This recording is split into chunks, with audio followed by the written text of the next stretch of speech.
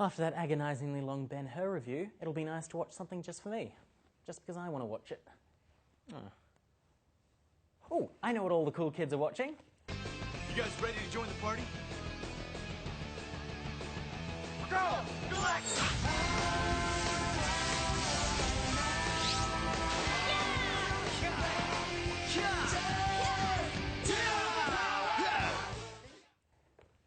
Hi everyone and welcome to Mastering the Masterpiece. Today I'll be reviewing... Not so fast, my pretty.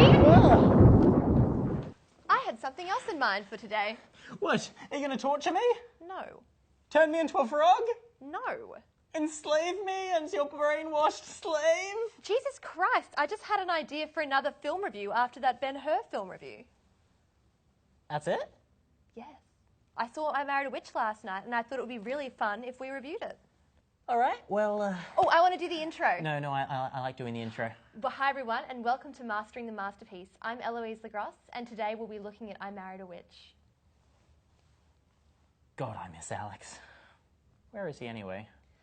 Well, I didn't have anything to do with trapping his soul in the realms of shadows in order to get him out of the way so I could do a review. That's a very specific denial. Where am I? Anyway, the film opens up in 17th century Massachusetts during the Salem witch trials. How dare they murder my sisters! I mean, I'm not a witch. Okay. Anyway, two witches have just been burned on the orders of one Jonathan Woolley, a Puritan. He tells his mother that before she died, the younger witch placed a curse on him that he and all of his heirs would be unlucky in love, always marrying the wrong woman. Woolley plants an oak tree on top of their ashes in order to trap their spirits, but is still worried about the curse, and rightfully so, as the magic was real, and we are treated to a montage of him and his descendants going through hell, courtesy of their wives. Did you hear that war? Where is the nearest recruiting office? Oh, running off to war like a coward. You know, that might be my favourite line in all cinema. Yeah, it is pretty good. However, over 200 years later, lightning hits this tree, releasing the spirits of the dead witches who discover the curse on the Woolley family is still very much in effect. Wallace Woolley, played by Frederick March, is running for governor and engaged to a rather nasty woman with the wedding to be held the very next day, just before the election.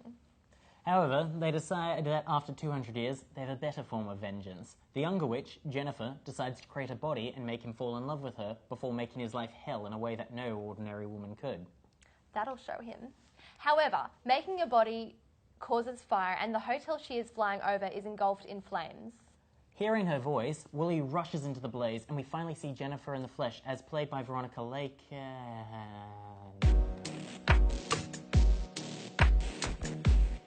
You okay? Yeah. Whatever. Anyway, Lake really nails this role, especially in the opening scene. Woolley is scared of the fire, but being a witch, she absolutely refuses to act like she's in danger because, well, she's not. She's a witch. March's frantic confusion, contrasted by her playful irreverence, is one of the highlights of the film. In fact, I reckon it would be fun to have a little sanity meter showing Woolley's mental state throughout the film. Oof.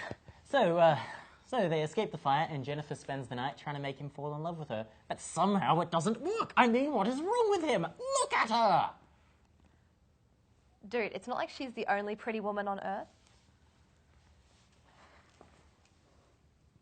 Miss Lake, even though I am sitting, I want you to know that I am giving you a standing ovation.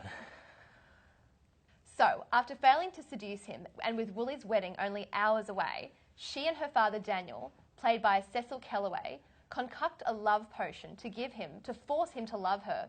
Lake is just bursting with energy in this scene. This is a real strength of the film. She's constantly on the move, jumping from place to place, and it's just so entertaining to watch. It really is a shame that this movie isn't as well known these days, because it's so much fun to watch. There's almost never a boring moment, and there's never one on when Lake is on screen. Yeah, the love potion is a really good plan, and it works really well, except for one small snag. Yeah, that's one way of looking at it. Just like the Titanic was a great idea, except for the one small snag of the iceberg. Blah, blah, blah.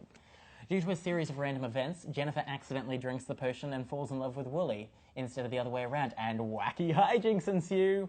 Despite feeling very confused, Wooly is determined to go through with his marriage and heads to the wedding, leaving Jennifer behind.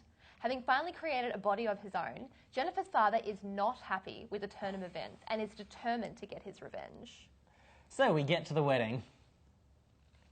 I love you truly, truly, dear. Oof. However, just as it's about to start, a gale storm suddenly races through, stalling the ceremony. Daniel tries to make it look like Wooly murdered him, which will result in him being sent to the electric chair. Wooly manages to get away, and the wedding starts again. But the sound of Jennifer fighting her father causes him to quickly return, stalling the wedding again. Sing something. I love you truly. Daniel attempts to kill Wooly, but due to spending some time in the bottle, is drunk and falls off the balcony and is arrested. Jennifer pleads with Wooly to run away with her. She loves him and she will always love him, but with great reluctance, he pulls himself away from her and returns to the wedding. Jennifer screams, and fearing she has killed herself, he rushes up, stopping the wedding for the third time. I love you truly. He runs to her, and they kiss just as the bride and her father walk in on them. This stops the wedding for a fourth and final time. I love you truly. Will you shut up? Something tells me this wasn't in the script, but I think the actor just snapped after hearing that song too many times. I can believe that. As it looks like he just had an affair, Wooly feels as though his political career is ruined forever. With nothing else left for him, he marries Jennifer. Off screen.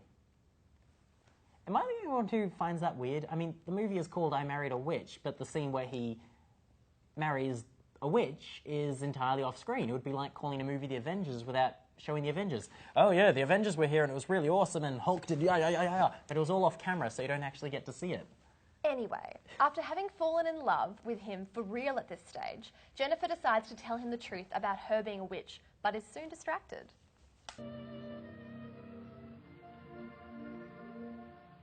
I'll tell you tomorrow.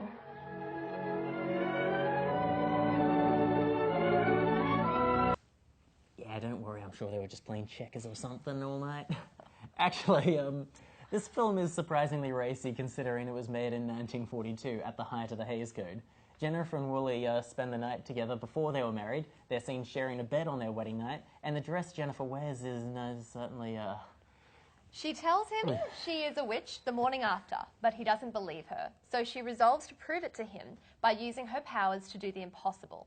She will make him win the election, and we are treated to a glorious little montage of her doing just that. We want Wooly! Quiet! We want Wooly! We want Wooly!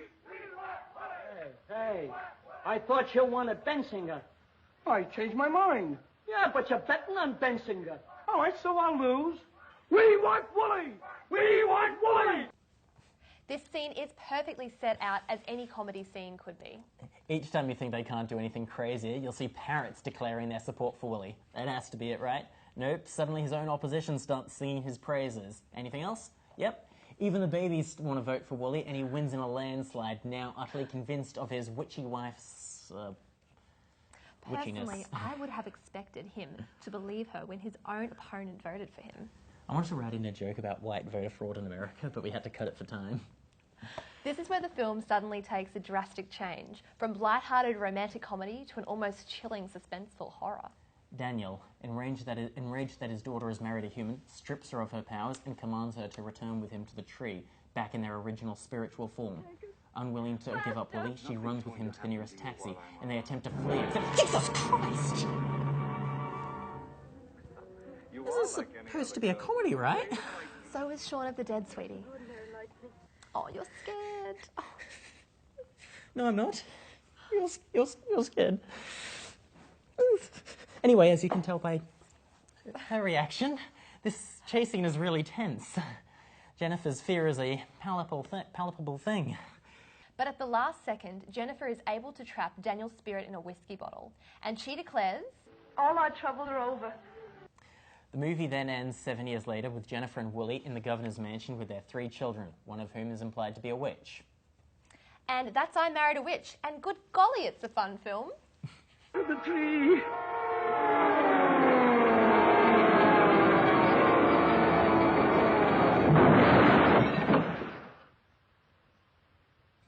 So I thought that it was wonderful. I absolutely love Veronica Lake, and she did a wonderful performance in this film.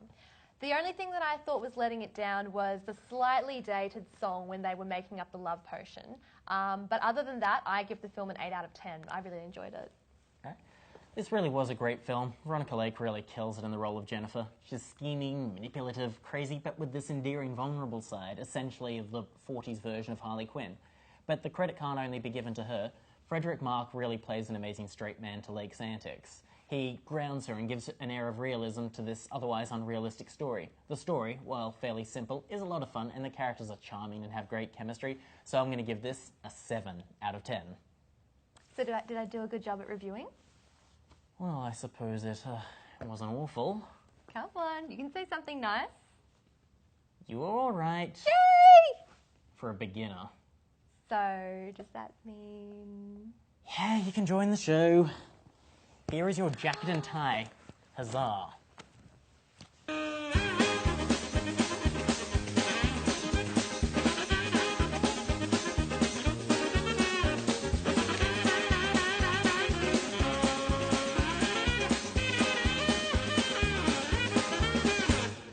Yeah, that's... Thanks so much for watching, and if you enjoyed the film, hit the subscribe button, and maybe we'll see you next time. Wait, no. I want to do the conclusion. You can't steal both the intro and the conclusion. No!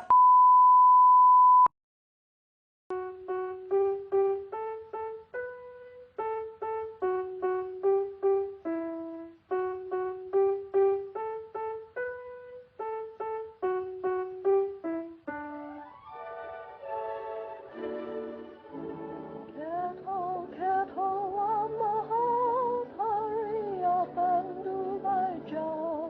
Steam and hiss, and while you do, cook an all-compelling brew.